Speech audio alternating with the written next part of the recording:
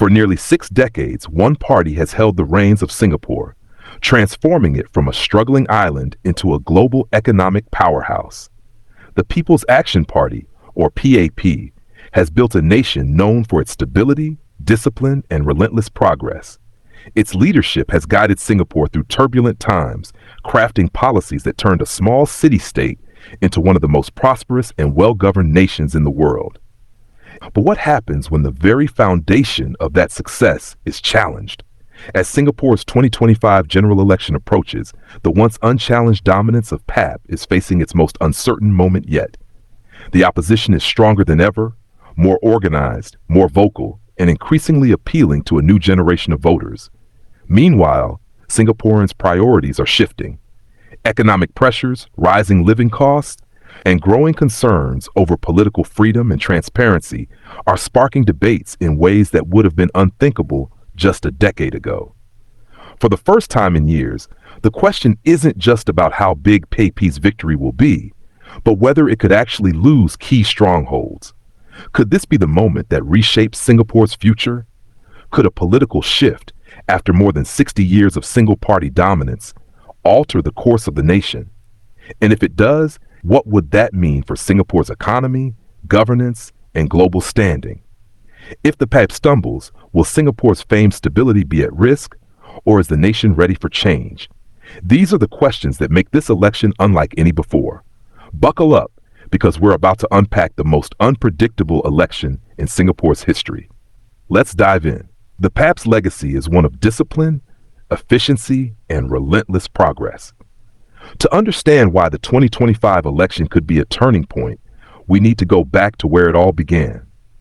Singapore in the 1960s was a fragile, newly independent nation struggling to find its footing. Its survival was uncertain, its economy was weak, and its people faced the reality of an uncertain future.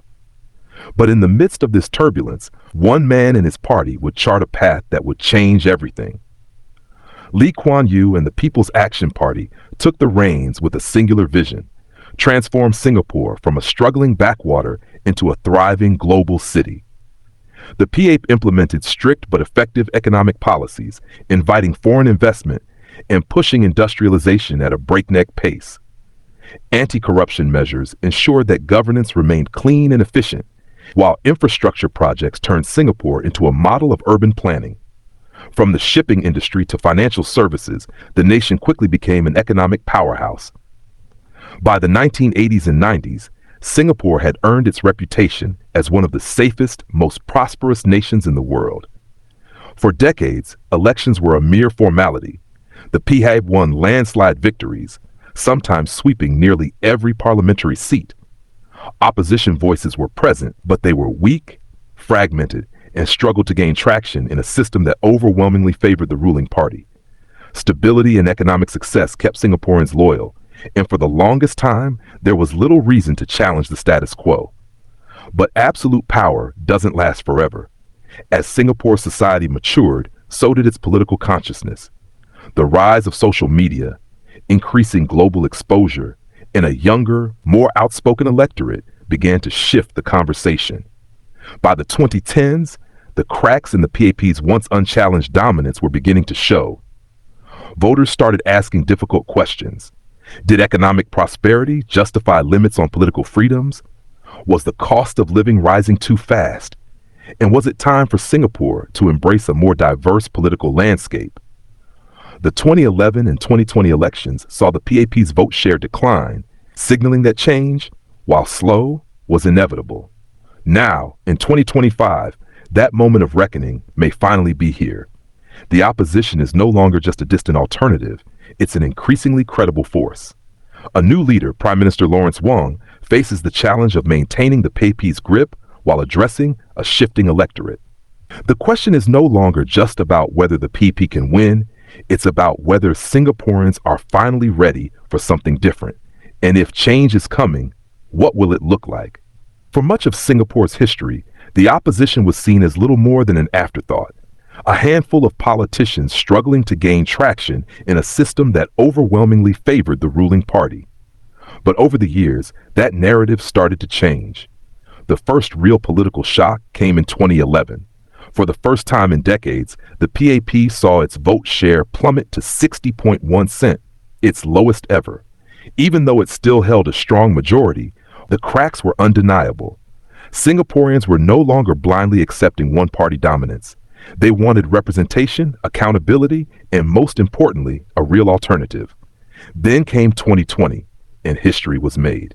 The Workers' Party, long seen as the underdog, secured 10 seats in parliament, including another group representation constituency, GRC, a feat previously thought impossible. This wasn't just a minor shift, it was a wake-up call. The opposition was no longer just symbolic, it was a growing force. But why now? What changed?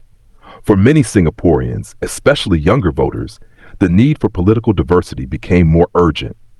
The cost of living was soaring, housing affordability was becoming a serious concern, and income inequality was widening.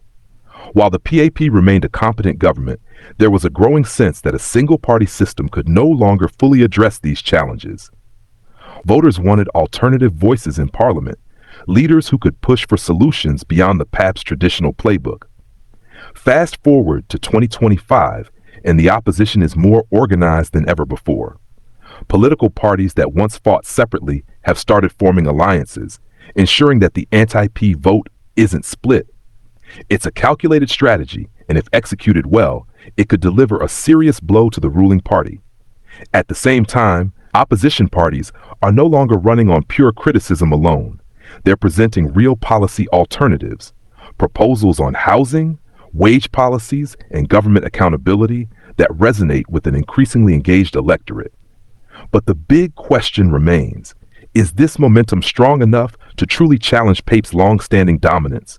Could the 2025 election mark the beginning of a new political era in Singapore? As polling day draws near, all eyes are on the electorate. The opposition has made its move. Now it's up to the voters to decide if they're ready for a change. For the first time in 2 decades, Singapore is heading into an election without Lee Hsien Loong as the face of the People's Action Party. Instead, the responsibility of leading the nation and defending the PAP's long-standing dominance falls on Lawrence Wong. Wong isn't a newcomer.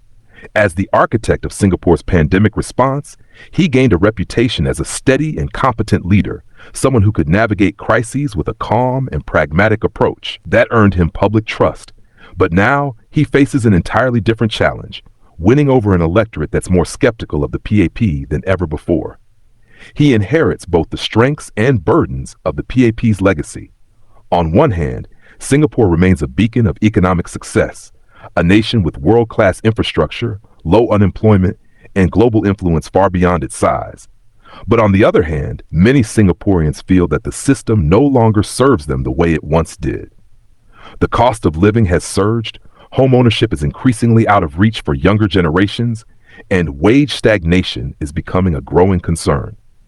Add to that the long-standing complaints about political restrictions and the lack of alternative voices in government, and it's clear that Wong's leadership comes at a pivotal moment.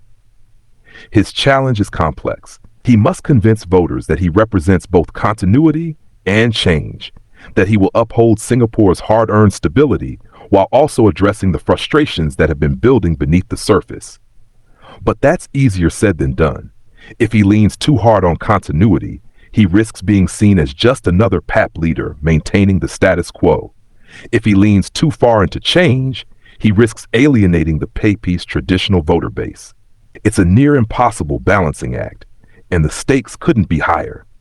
Even if the PAP remains in power, losing more seats to the opposition could signal a weakened government, one forced to negotiate more, adapt more, and concede more ground to alternative viewpoints.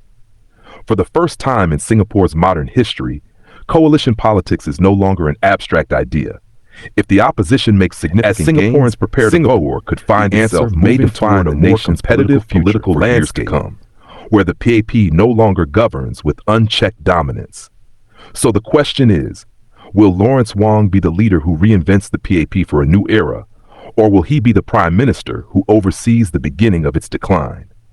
As Singaporeans prepare to vote, the answer may define the nation's political future for years to come. Could Singapore be on the brink of a political earthquake? For the first time in decades, This question isn't just theoretical. It's a possibility that some